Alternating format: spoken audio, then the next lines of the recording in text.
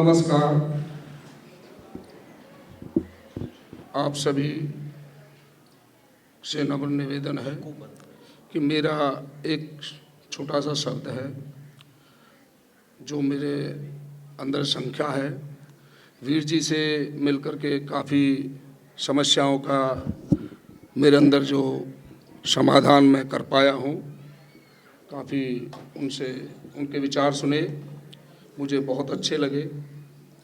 अगर ऐसे प्रोग्राम हमारे जीवन में आते रहें तो हमारा कल्याण होता रहेगा।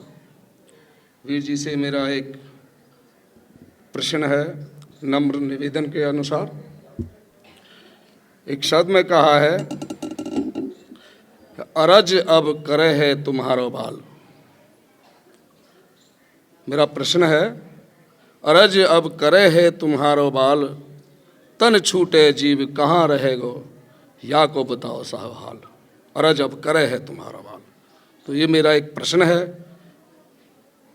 अगर आपकी समझ में आ गया हो तो मुझे इसका उत्तर दीजिएगा, आपकी बड़ी कृपा होगी।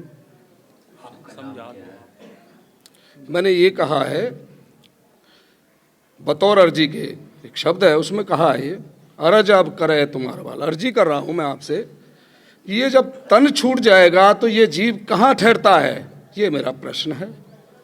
अगर मुझे यहाँ समाधान मिले तो अहोभाग्य। आपका नाम क्या है? मेरा नाम रामशरण सोलंकी है, मैं विलेज दूधौला से हूँ। रामशरण जी, जी सर। हम जब रविदास जी की वाणी को ही गुरु ग्रंथ साहब में से पढ़ते हैं तो गुरु ग्रंथ साहब में उसका सेंट्रल आइडिया जो वो कहना चाहते हैं, वो भाव अर्थ जो होता है वो राहों में होता है, और उसके अगले पिछले हम शब्द भी देखते हैं।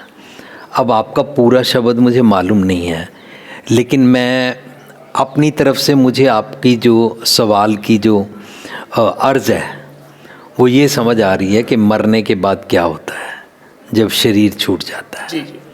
आप रामशरण जी। जी। हाँ जी, जब हम गुरु ग्रंथ साहब की वाणी पढ़ते हैं तो सारी वाणी में जितने भक्तों की वाणी साथ में दर्ज है उसको गुरु का दर्जा दिया गया, ये पहले मैं आपसे जी जी साझा कर चुका हूँ। तो सारी वाणी में कहीं भी कंट्राडिक्शन नहीं है। जी।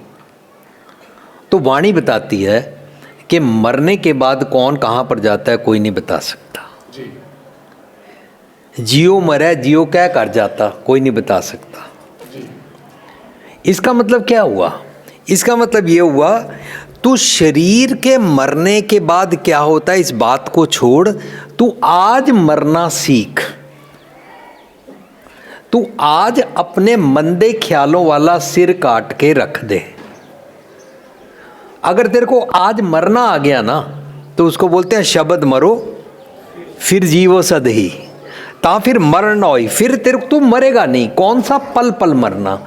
इसलिए गुरबानी में सिखाया गया कि तू शरीरक मरने के बाद क्या होता है, शरीर का जन्म लेने से पहले क्या था, इस बात को छोड़। कौन कहाँ पर जाता है, सो वाणी में बोलते हैं एक दज्जें एक दब्बी हैं। दज्जें होता है जलाना, डेड बॉडी को ना कई लोग जलाते हैं। एक दज्जें एक दब्बी हैं, कई दबा देते हैं।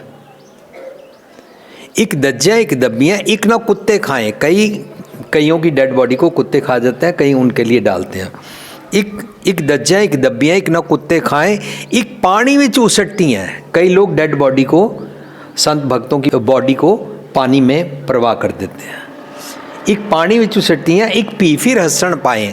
पी फिर हंसण होता है जैसे हमारे पारसी भाई किसी की डेड बॉडी को प्लेटफॉर्म पर रख देते हैं और उसको चीलें खा जाती हैं। ये 5 तरीके का डेड बॉडी को डिस्पोज ऑफ करने का तरीका है। ये वाणी में इनकी गिनती लिख दी। एक दज्जें एक दब्बियाँ, एक ना कुत्ते खाएं, एक पानी में चुसट्टियाँ, एक पी फिर हंसण पाएँ। अब नानक जी बोलते हैं, नानक एम ना जा पे किथे जाए समाए। कोई दुनिया का इंसान नहीं बता सकता कहाँ जाते हैं। जिन्होंने ये पाखंड की बात की कि कहाँ पर जाते हैं, उन्होंने नरक स्वर्ग बना लिए मरने के बाद। कबीर जी बोलते हैं कवन नर क्या स्वर्ग विचारा संतन दो राधे, हम काहू की कान न कटते अपने गुरु प्रसादे। नरक सुर्ग बासना बाछिए डरिए ना नरक निवास, होना है सो होएगो मन ना कीचे आस। हमको मरने के बाद स्वर्ग नरक का कोई लेना देना नहीं है। जिसको मरने के बाद स्वर्ग नरक का लेना देना नहीं है वो क्या करता है? मुझे एक जोक याद आया। एक बाबा जी यहाँ पर बैठ के बोल रहे थे, सामने पब्लिक बैठी थी।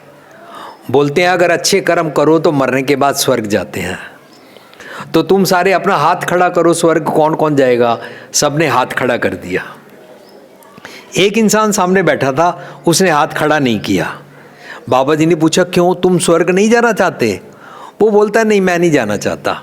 बोला क्या? कहते हैं मैं चाहता हूँ मेरी पत्नी जाए। पूछा क्यों? कहते हैं मैं यहाँ धरती पर स्वर्ग बनाना चाहता हूँ। जिस इंसान को धरती पर स्वर्ग बनाने का ख्याल आ जाता है, धरती पर जन्नत और हेवन बनाने का ख्याल आ जाता है, वो अपने अवगुण छोड़ देता है और दुनिया के सारे लोगों के साथ उसकी हारमोनियस लाइफ जी बन जाती है। इसको बोलते हैं वो जीते जी मर गया। वो किसी के साथ अकड़ नहीं करता कि मैं ऊंच जात का हूँ और तुम नीच जात के हो। वो किसी को नहीं कहता कि हम नीच जात के हैं और तुम अपने आप को ऊंच जात वाला समझते हो। नहीं, उसका लोगों से जात पात का झगड़ा खत्म हो जाता है, रंग नस्ल का झगड़ा खत्म हो जाता है, तेर मेर का झगड़ा खत्म हो जाता है, देश प्रदेश का झगड़ा खत्म हो जाता है और वो जीते जी मर गया। अब इसको इस बात का कोई ज़रूरत ही नहीं रही कि मरने के बाद कहाँ जाते हैं, क्योंकि गुरबाणी बोलती है जीते जी सच की संगत में विसंगत हर प्रभ बस्य जियो, सच की संगत में गुरु के चरणों में एक हो गए।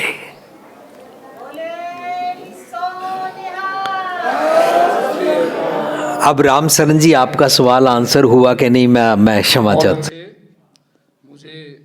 मैंने ये प्रश्न सही मायने में अपने लिए नहीं किया था। आपने जिस तरह से इस प्रश्न का उत्तर दिया, आपका बहुत बहुत धन्यवाद। मैं समझ गया। कहते हैं कि वर्तमान को बरतो भाई, भूस भविष्य को देव निशाई। तो वर्तमान ही सही मायने में एक जीवन है, वर्तमान ही सत्य है। बहुत बहुत धन्यवाद आपका।